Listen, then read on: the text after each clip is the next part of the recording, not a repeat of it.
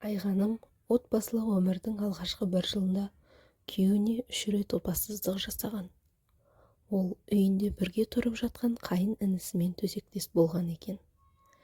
Бүгінде оның аяғы ауыр, бірақ баласының кімнен екенін нақты білмейді. Бұнымен қатар шындықты айтуға да жүрексінетінін жеткізді.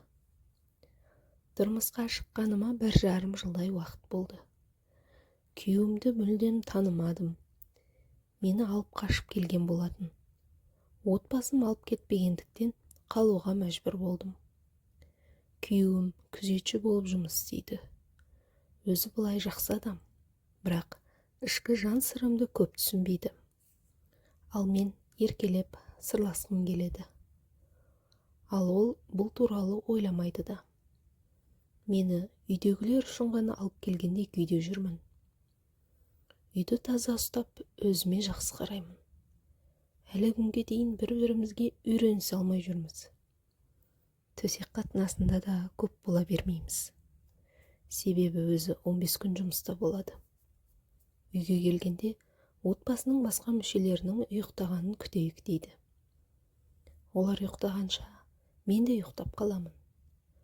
Яғни 3-4 айда бір қосыламыз. Мен онымен бірге болғым келеді. Осы туралы өзінен ашық сұраймын. Ол да бірге болғысы келетінін айтады. Үйде жолдасымнан 4 жас кіші қайным бар. Маған жақсы қарайды. Жылағанымды бірден байқап қояды. Неге мазаңыз жоқ деп жағдайымды жасап тұрады. Менімен әзілдесіп ойнайды. Бір күні үйде ешкім жоқ болғанда жатын бөлмеме кіріп келді. Мені құшақтап сүйе бастады. Қарсыласып қашпақ болған едім, күшім жетпеді. Ақыры өз дегенін жасады. Бұл туралы ешкімге айта алмадым. Араға 2 ай салып мен базарға кеттім. Ата-енем осы уақытта қонаққа кеткен екен. Үйде қайын-інім жалғыз қалған. Мұны білмей үйге кіріп келдім. Есік құлыптанып қалды. Ал кілт қайнымда болатын. Мен заттарды қойып далаға шығып кетпек болғам. Бірақ тағы да құшақтап аймалай бастады. Бұл жолы да үнсіз қалдым. Жолдасым жұмыстан келген соң барлық шындықты айтамын деп ойладым.